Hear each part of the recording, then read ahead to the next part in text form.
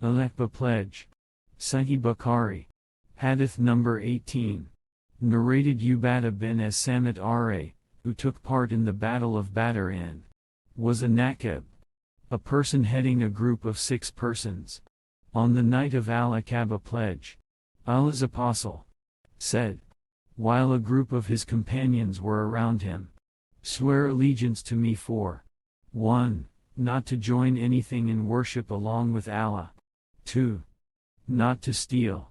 3. Not to commit illegal sexual intercourse. 4.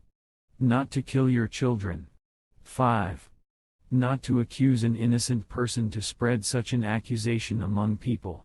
6. Not to be disobedient when ordered to do good deed." The Prophet added, "Whoever among you fulfills his pledge will be rewarded by Allah. And whoever indulges in any one of them except the ascription of partners to Allah and gets the punishment in this world, that punishment will be an expiation for that sin. And if one indulges in any of them, and Allah conceals his sin, it is up to him to forgive or punish him in the hereafter."